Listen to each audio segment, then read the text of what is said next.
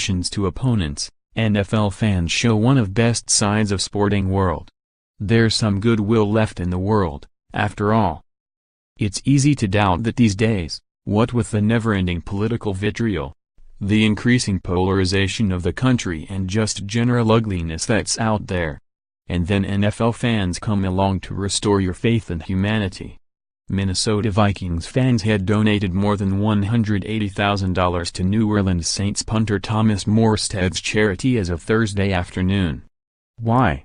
As a gesture of respect for Morstead, who, despite tearing cartilage in his ribs in the first quarter, not only finished the game but was one of the first Saints to return to the field for the point-after attempt in the bedlam that followed Stefon Diggs' touchdown catch. Just got done building a puzzle with my son, Maxwell, trying to explain to him why people all the way up north in Minnesota keep giving money all the way down south here in New Orleans, Morstead said Wednesday in a video posted to the webpage that his charity, What You Give Will Grow, set up to accept the donations.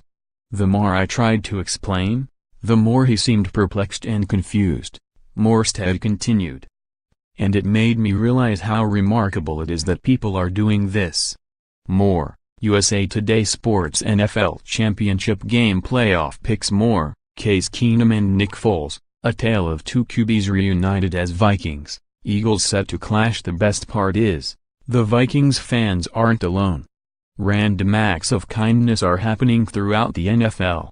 Buffalo Bills fans donated almost $350,000 to Cincinnati Bengals quarterback Andy Dalton's foundation as a thank you for his last-minute touchdown pass that knocked the Baltimore Ravens out of the playoffs, and put the Bills in.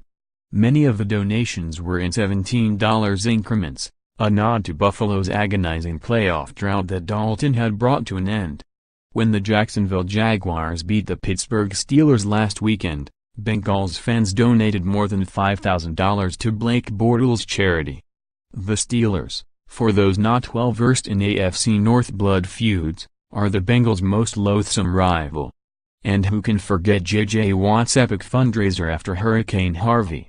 Hoping initially to raise $200,000, $100,000 of which was coming from him, Watt's carrying campaign raised more than $37 million. It just reminds you that most people are just good, decent people who are trying to make a difference in their own way and trying to live a good life and provide for their families and things like that, Morstead told USA Today Sports on Thursday. It's just nice to see people doing nice things for people they don't even know.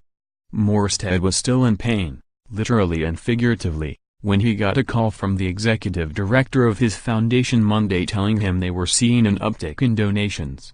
What you give will grow, named for a favorite phrase of Morstead's coach at SMU, focuses on children's charities in New Orleans and the Gulf Coast, those serving children with cancer in particular, so any and all money is welcome. A few hours later, the executive director called Morstead back.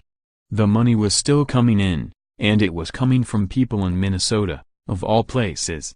That was odd. I'm not a nationally recognized player, Morstead said. So I did some online digging and found somebody posted on Reddit that they'd been inspired by a few things I did in Sunday's game. He was just encouraging other Vikings fans to donate if they felt called to do it. Morstead posted a thank you on social media, and said that all the money from Vikings fans would go to the Child Life Department at Children's Minnesota. That spurred even more donations. So he promised that if they reached $100,000, he'd personally come to the Twin Cities during Super Bowl week to deliver the check. 2 days later, Morstead was looking for flights to Minnesota. It's just crazy, he said. Unbelievable. In addition to his actions during the game, Morstead could be seen shaking hands and congratulating several Vikings after the pat. He credits the general euphoria from the win and the way it happened for Vikings fans' generosity. That, and maybe a little karmic bribery ahead of this weekend's NFC title game against the Philadelphia Eagles. You guys should all be proud of yourselves. That's a group effort and it's going to affect everybody in your community in a positive way, Morstead said in a thank you video he posted Thursday. I'm just totally humbled by this. Sometimes, sports really does bring out the best in us. on and off the field. Follow USA Today sports columnist Nancy Armour on Twitter @NRARMOR. Photos, Puppy Bowl.